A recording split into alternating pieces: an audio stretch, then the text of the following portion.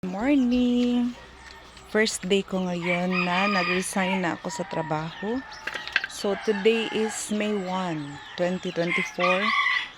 So, dito ako sa garden. Kasi mag-check ako sa aking mga pananim.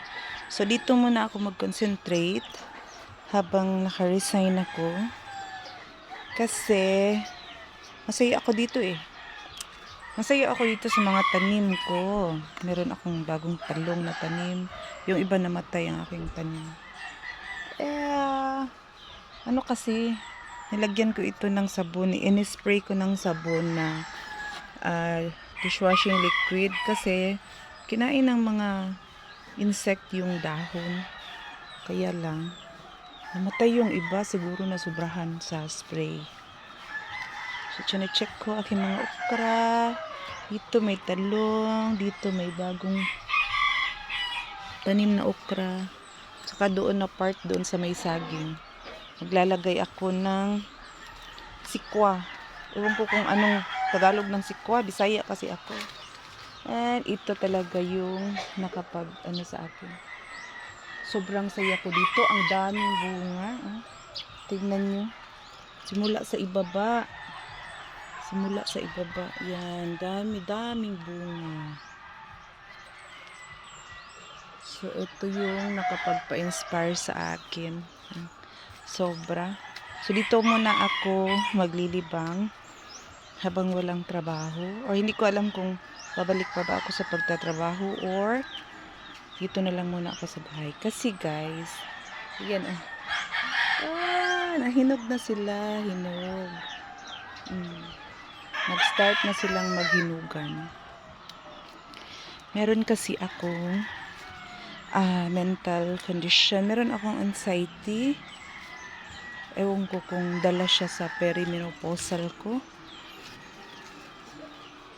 Hindi ko kinaya. Ninenervyos ako sa trabaho.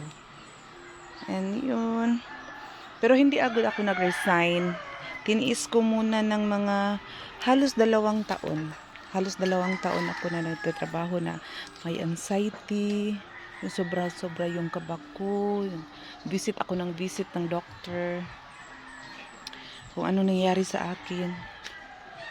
Until na talagang hindi ko na kaya. Yung nervyos. Parang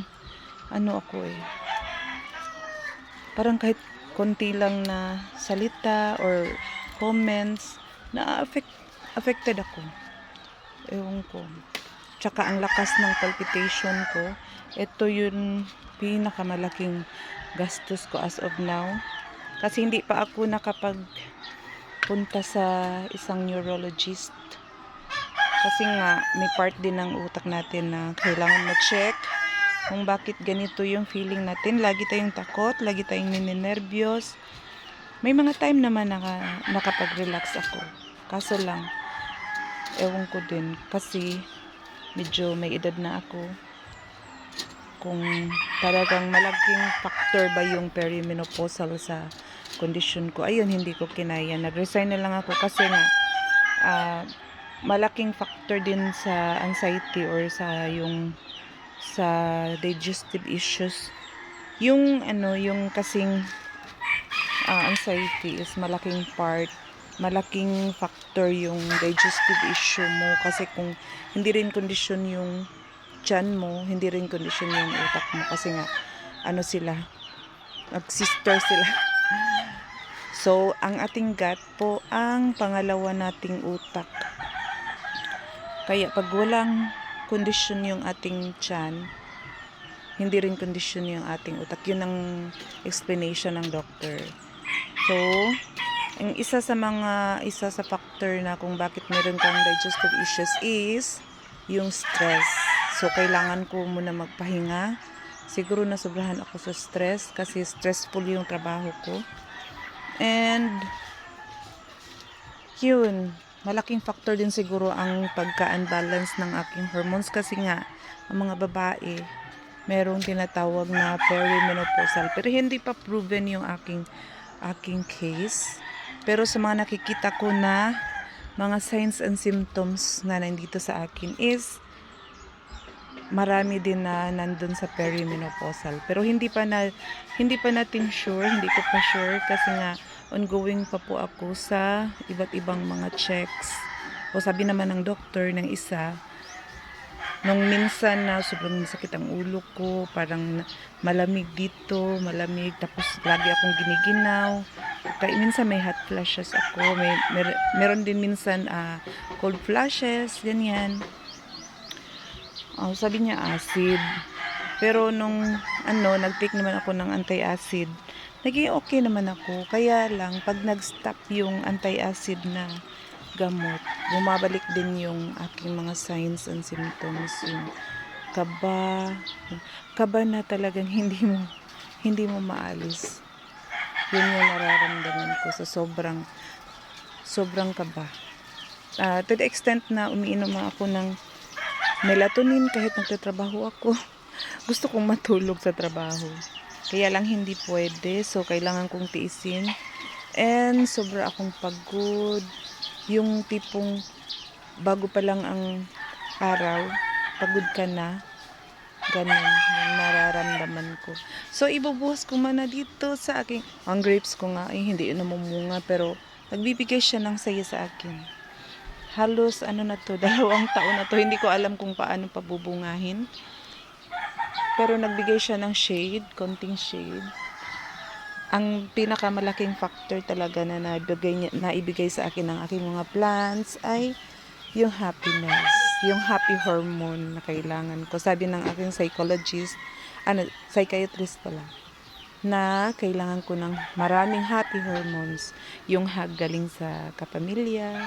Buti na lang meron akong mapagmahal na mga anak at asawa. Maraming hug akong natatanggap everyday bago umalis sa trabaho, pag uwi galing trabaho. So may hug ako galing sa aking mga anak.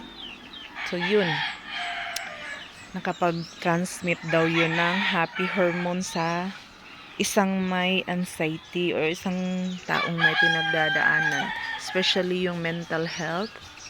And isa din sa maraming factor yung pagiging unbalance ng ating body chemicals, yung chemicals sa brain. Nakaka-relax ka naman. Nag-take ako ng antidepressant for 5 months. Yung sobrang-sobra yung kaba ko, yung unang attack ko. Tapos, yun, madalas akong nagpapadala sa emergency room kasi nga umaatake siya. Hindi ko pa alam na anxiety pala yun. Then doon, maraming test sa heart, ganyan. Then okay lang naman yung results. Kaya lang sa heart, sa ECG ko, may nakita yung aking cardiologist na nag-skip beats. Ay, hindi pala skip beats. Dalawa yung heartbeat. Halos magkasabay sila. So, yun ang tina-check niya sa akin. Nag-undergo ako ng treadmill stress test. And nakita talaga na merong doble na kasi sobra talaga. Pag kumaba yung dibdib ko, sobra. Ang bilis kong kabahan. Yung palpitation ko, hindi ko ma-control. Ganon yung aking sitwasyon ngayon.